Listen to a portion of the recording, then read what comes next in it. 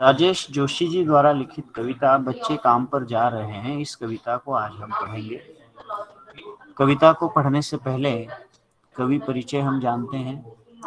राजेश जोशी जो समकालीन कविता के एक महत्वपूर्ण कवि, उनका जन्म 1946 में मध्य प्रदेश के नरसिंहगढ़ जिले में हुआ। शिक्षा पूरी करते ही उन्होंने पत्रकारिता भी शुरू की। कुछ सालों तक अध्यापन का भी कार्य किया और खासकर कवि के रूप में उनकी पहचान भले ही हिंदी साहित्य में सर्वाधिक है, लेकिन कहानियां, नाटक और लेख भी उन्होंने लिखे हैं। नाट्य रूपांतरण भी किए हैं। पटकथा लेखन अर्थात फिल्मों के लिए या जो सीरियल्स आजकल चलते हैं टीवी पर या छोटी छोटी फिल्में बनती हैं, उसके लिए पटकथा यानी कथा से पटकथा लिखी जाती है, उसका भी कार्य उन्होंने किया। संस्कृत के विद्वान भर्तृहरि, उनकी कविताओं का अनुवाद उन्होंने किया है। भूमि का कल्पतरु यह भी। साथ ही माइकोवस्की, ये एक यूरोपीय कवि हैं, उनकी कविताओं का भी अनुवाद उन्होंने किया पतलुन पहिना बादल नाम से। कई भारतीय भाषाओं में उनकी कविता का अनुवाद भी हुए।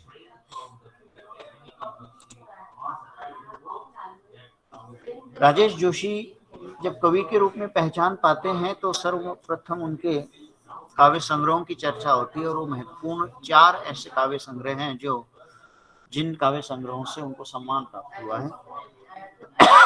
एक दिन बोलेंगे पेड़, मिट्टी का चेहरा, नेपथ्य में हंसी और 2 पंक्तियों के बीच, ये उनके 4 काव्य संग्रह जो एक कवि के रूप में उनको पहचान देने में सक्षम थे और उन काव्य संग्रहों के जरिए एक कवि के रूप में एक हिंदी साहित्य जगत में उनको एक महत्वपूर्ण स्थान प्राप्त हुआ।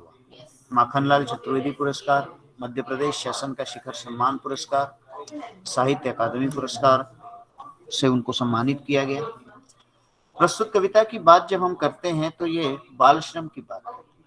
मतलब राजेश जोशी जी की कविताओं के संदर्भ में अगर बात करें तो उनकी कविताएं इसी प्रकार की सामाजिक अभिप्राय वाली कविताएं हैं, यानी जो सामाजिक समस्याएं हमारे आसपास हमें नजर आती हैं और जो जीवन के प्रति संकट उभर कर आ रहा है, उनके प्रति गहरी आस्था और उनको अपनी कविताओं में स्थान देने का कार्य उन्होंने किया है। उनकी कविताओं में स्थानीय बोली को भी स्थान मिला है, स्थानीय मौसम को स्थान मिला है और मनुष्यता को बचाए रखने की कोशिश उनकी कविताओं में हमें नजर आती है। मनुष्यता बचाए रखने के लिए संघर्ष जो किया जाना है, उस संघर्ष के लिए एक प्रेरणा उनकी कविताओं में हम देख सकते हैं। दुनिया के नष्ट होने का खतरा जितना राजेश जोशी जी को प्रबल नजर आता है, उतना ही इस दुनिया को कायम करने की संभावनाएं जो है उतनी ही उनको नजर आती हैं। उन संभावनाओं को वो हमारे सामने प्रस्तुत करने की कोशिश अपनी कविताओं के माध्यम से करते हैं। प्रस्तुत कविता जो बाल श्रम की बात करती है, बाल श्रम के खिलाफ अपनी बात करती है, तो कवि को लगता है कि कवि ये बच्चे जो है, बच्चों का बचपन छीना जा रहा है और बचपन की छीने जाने की ये जो पीड़ा है, ये यहाँ पर व्यक्त हो रही है।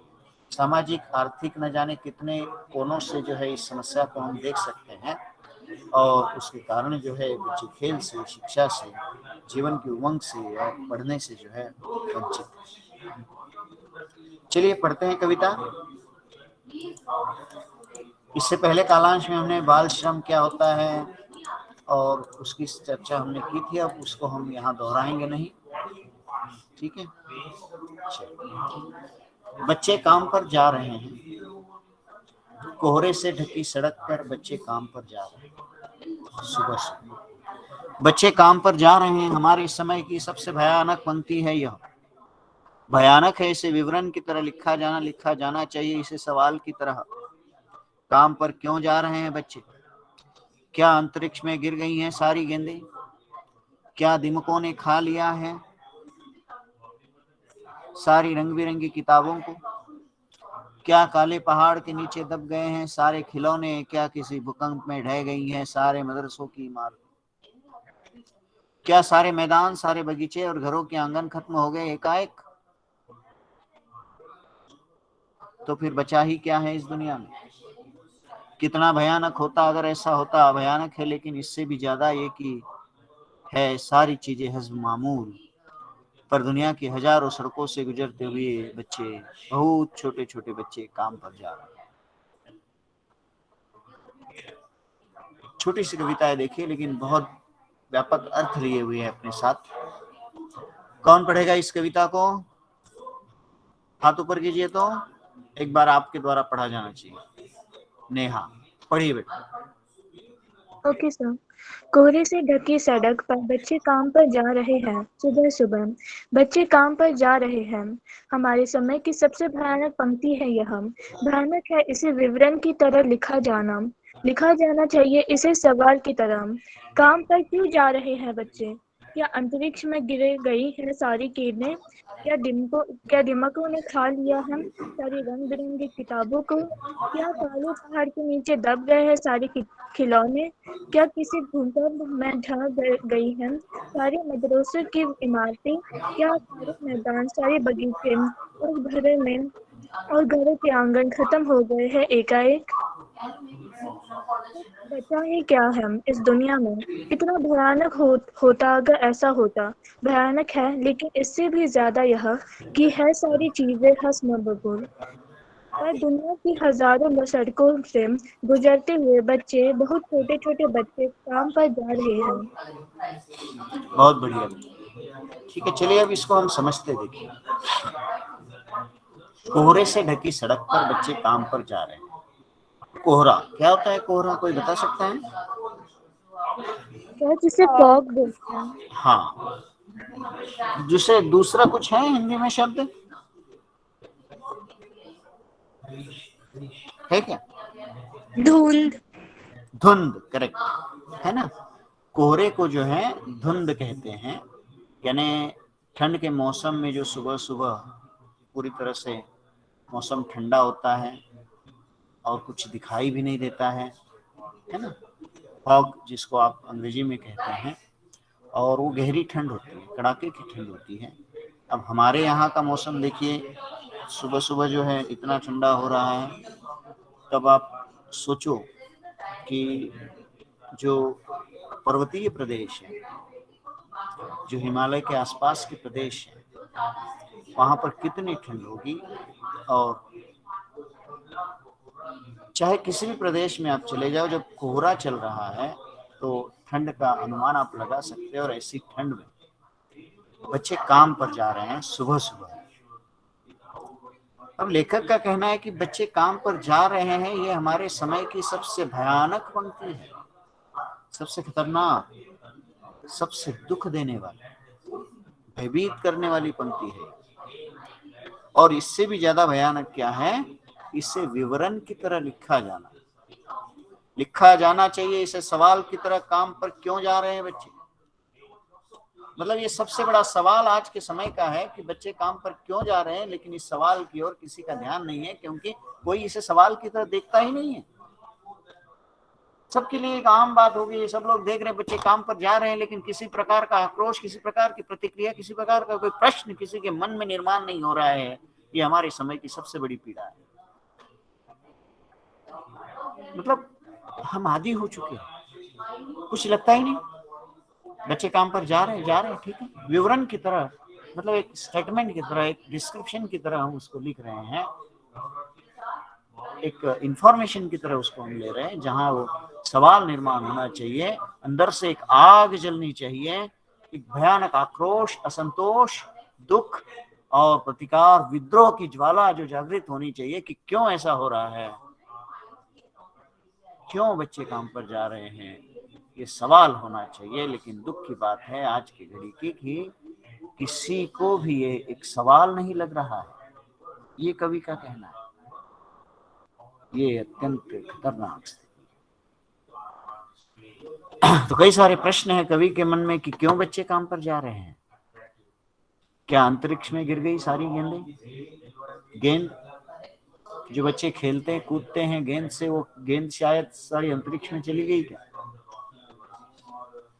दिमकों ने खा लिया है रंग बिरंगी किताबों को। बच्चों की पढ़ने की उम्र है, रंग बिरंगी किताबों से रूबरू होने का ये समय है, और ऐसे समय में अगर उनके पास किताबें नहीं है, उनको काम पर जाने पर विवश होना पड़ रहा है, तो क्या ये सारी रंग बिरंगी किताबें नष्ट हो गई, दिमकों ने खा लिया? दिमक मालूम है ना आपको?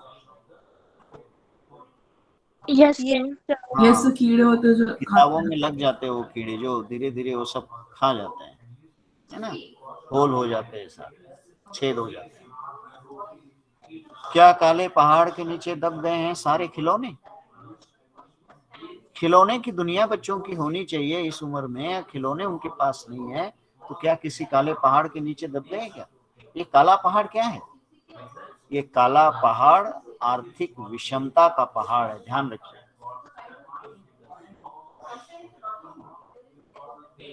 सारे खिलौने इस काले पहाड़ के नीचे दब गए, मतलब क्या कि हमारे समाज में जो आर्थिक विषमता है, कई बार जो बाल मजदूरी के कारण आप उस दिन बता रहे थे, फिर से बताइए तो क्या क्या कारण होते हैं बाल मजदूरी के, क्या हो सकते हैं बताइए? आर्थिक परिस्थिति, आर्थिक परिस्थिति, ओके, और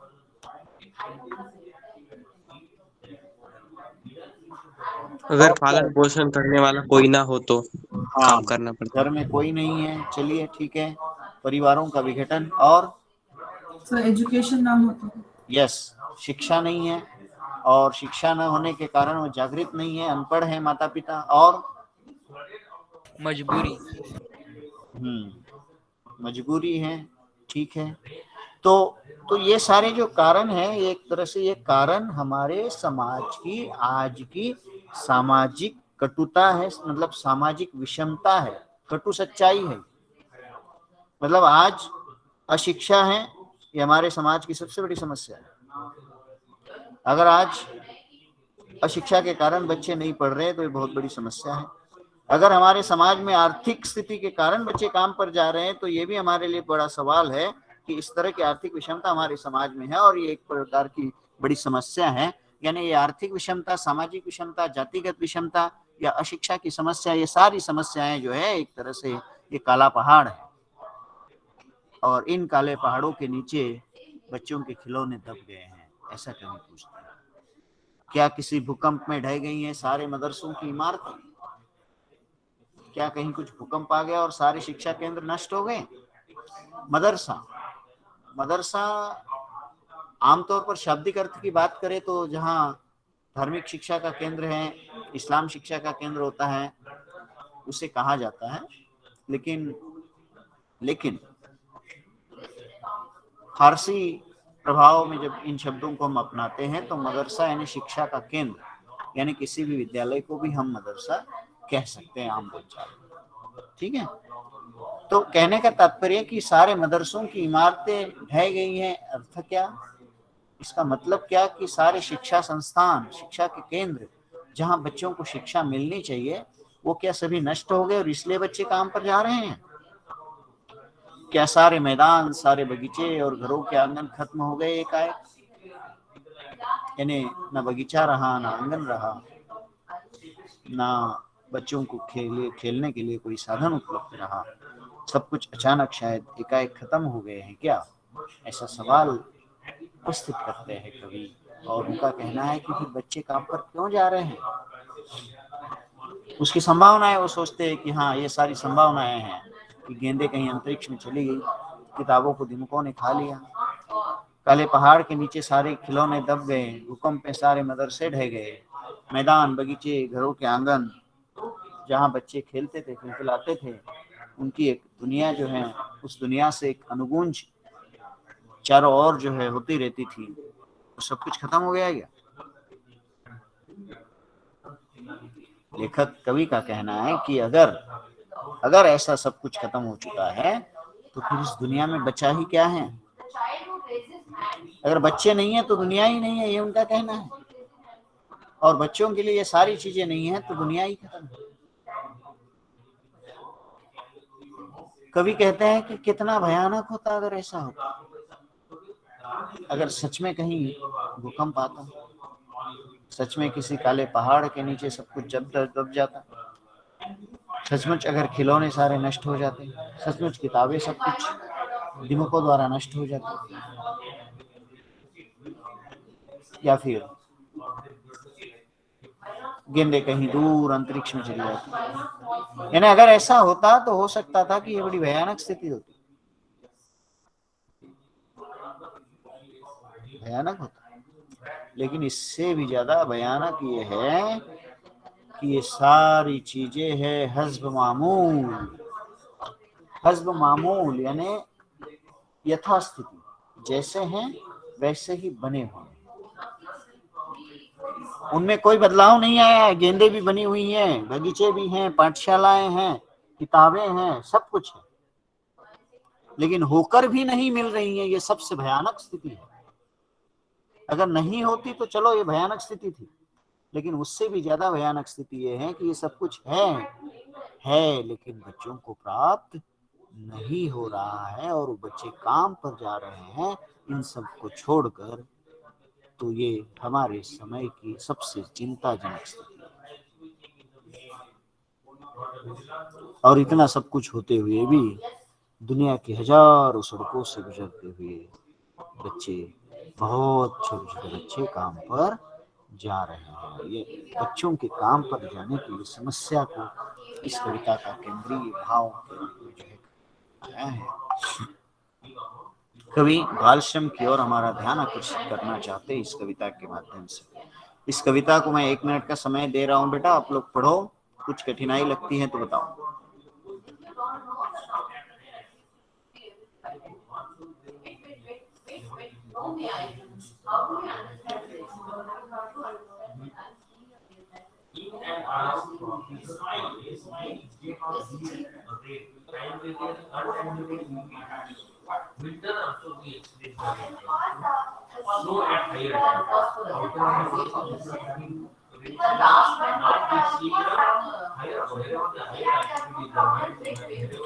कोई कठिनाई है बेटा? No sir. चलिए प्रश्नोत्तर की चर्चा हम करते। देखो, कविता की पहली 2 पंक्तियों को पढ़ने तथा विचार करने से आपके मन मस्तिष्क में जो चित्र उभरता है उसे लिखकर व्यक्त कीजिए। यानी कोहरे से ढकी सड़क पर बच्चे काम पर जा रहे हैं सुबह सुबह।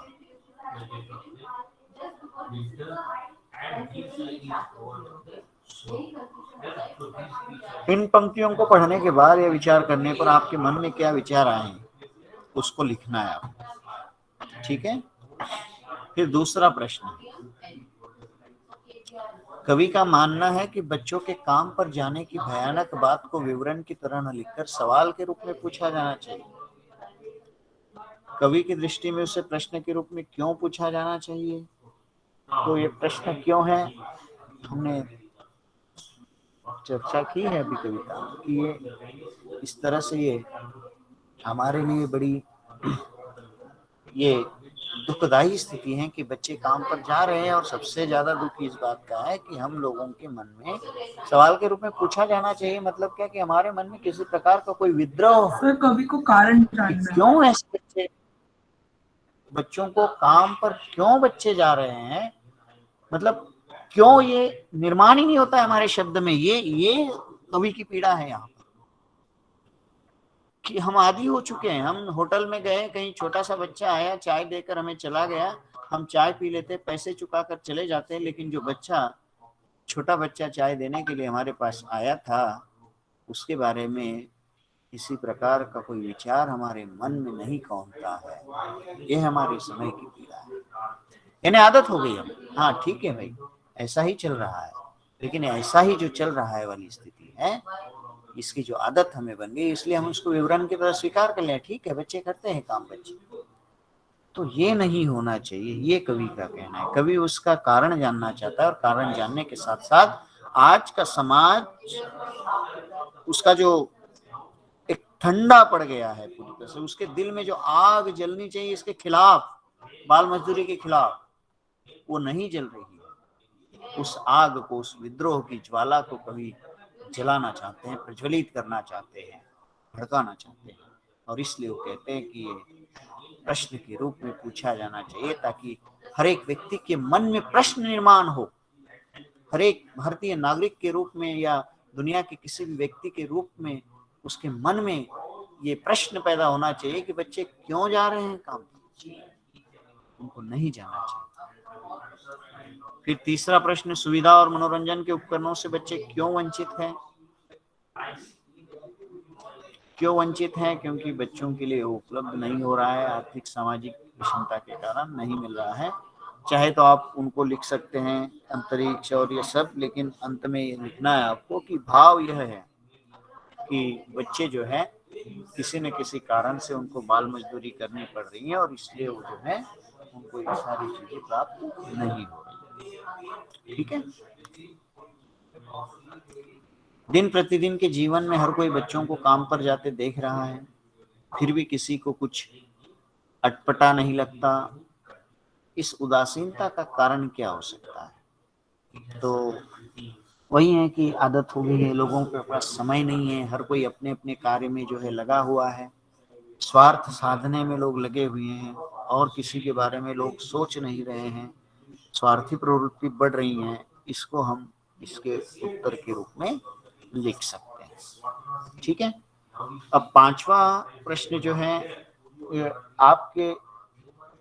आपके विचार से आपको लिखना है कि बच्चों को कब कब कहाँ कहाँ काम करते हुए देखा आपने। तो कहीं आपने देखा है तो उसको लिखें, अगर किसी ने नहीं देखा है तो अच्छी बात है, लेकिन ऐसा कोई नहीं होगा कि जिसने नहीं देखा, कहीं ना कहीं किसी न किसी रूप में आपने इस बात को देखा ही। फिर बच्चों का काम पर जाना धरती के एक बड़े हादसे के समान क्यों है?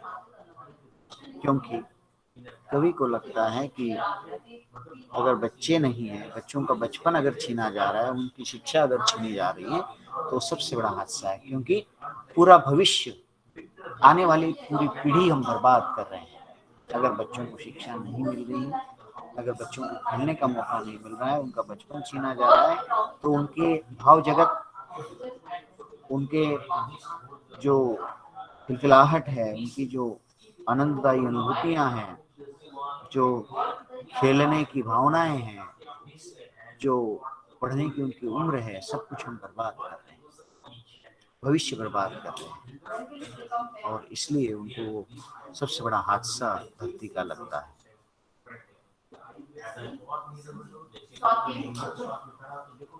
ठीक है,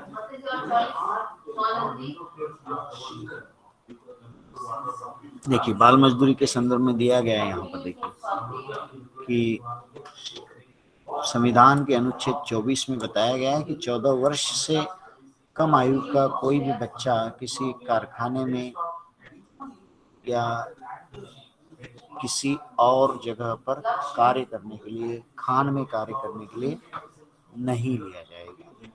अगर ऐसा है तो उसे बाल मजदूरी माना जाता है। ठीक है।